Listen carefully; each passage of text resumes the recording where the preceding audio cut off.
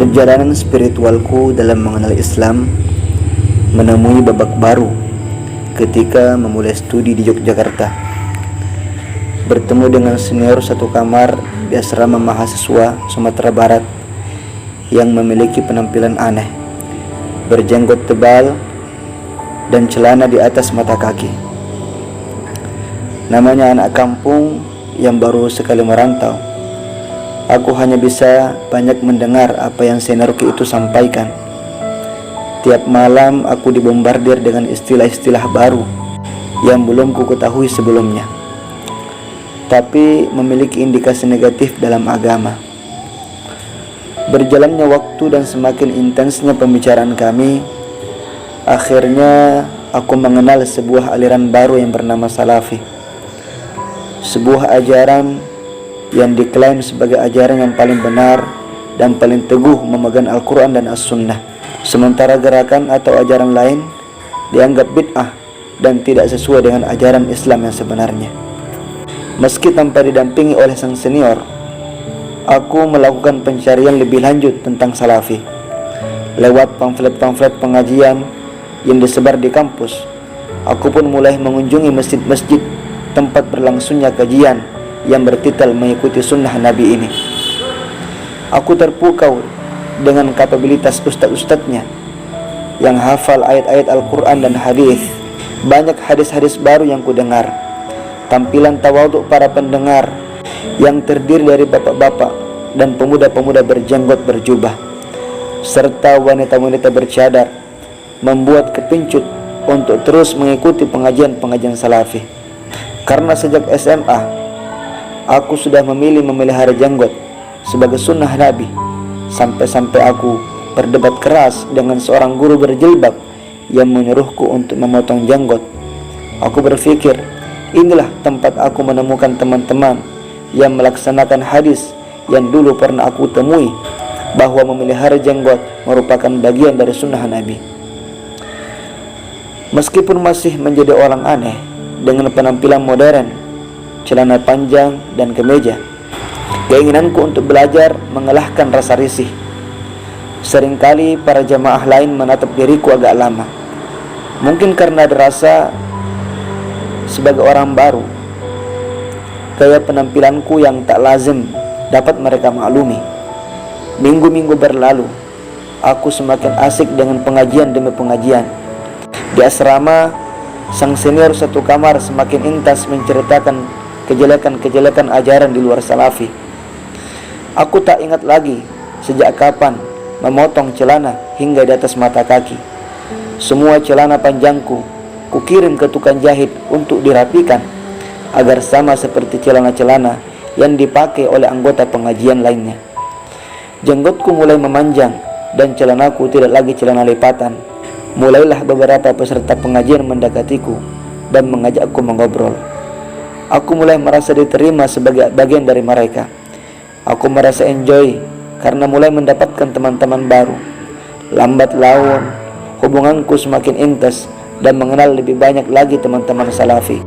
Sampai suatu kali perkenalan tentang kuliah.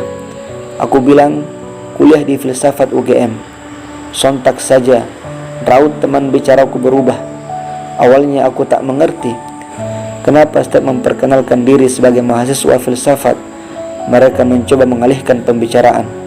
Akhirnya aku tahu sebab musabab kenapa raut wajah mereka berubah ketika ku bilang kuliah di filsafat. Ternyata memang Salafi mengharamkan filsafat. Berkali-kali ketika membahas peran akal dalam memahami wahyu atau kajian-kajian mengenai firqah-firqah Islam, istilah filsafat dikatakan dengan ucapan sinis. Berbagai istilah diletakkan kepada filsafat. Ilmu syaitan lah, ilmu sesat lah, ilmu tak bermanfaat lah. Kegelisahan mulai menderaku. Apakah benar kuliah yang sedang kujalani saat ini adalah kuliah yang mempelajari ilmu yang dilarang dalam Islam?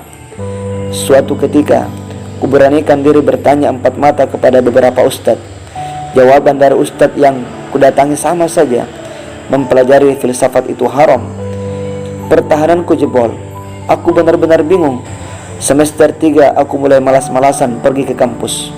Pagi hari dan siang hari, aku hanya termanggu di asrama, berkata pada diri sendiri, betapa bodohnya aku telah salah memilih jurusan. Aku menghindar memilih jurusan hukum atas dasar asumsi Islami. Hukum di Indonesia adalah hukum togut, kafir, sesat.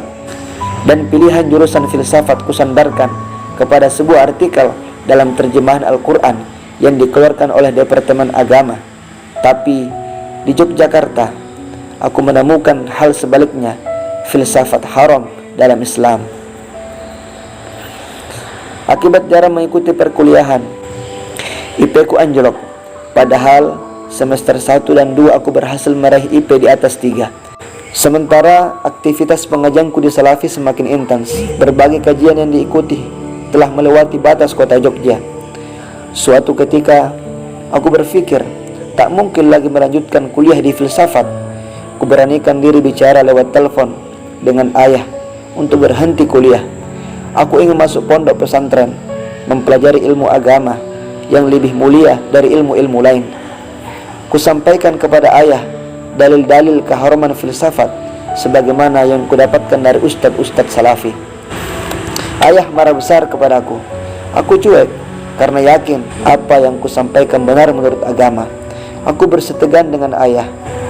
Beberapa hari setelah percekcokanku dengan ayah, ibu datang ke Jogja. Tak henti-hentinya ibu menangis, memberitahukan bagaimana ayah kecewa berat dengan kegilaanku, meninggalkan kuliah di UGM. Ibu memintaku untuk mengurungkan niat berhenti kuliah. Jiwaku masih memberontak waktu itu. Beberapa hari ibu menginap di kamar. Tak henti tangisan beliau ketika memintaku untuk memikirkan kerja keras ayah menguliahkanku dengan biaya yang besar di UGM. Aku pun luluh, tak sanggup rasanya melihat ibu bercucuran air mata. Hati kecil berontak, bimbang antara memilih agama dan keinginan orang tua.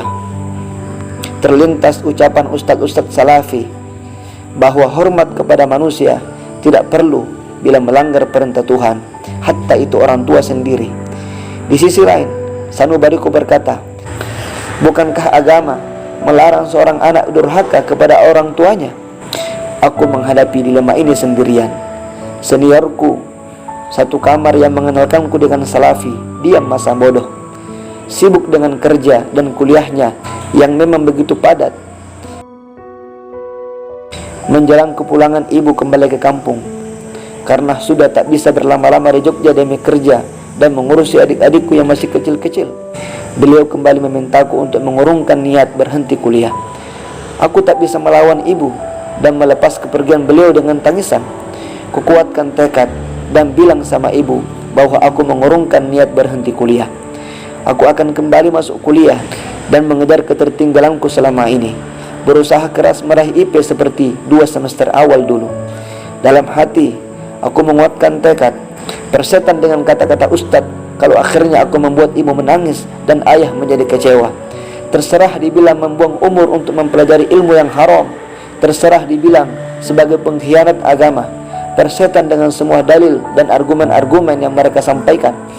Aku mau menghormati orang tuaku meskipun dianggap sebagai kedurhakaan kepada Tuhan.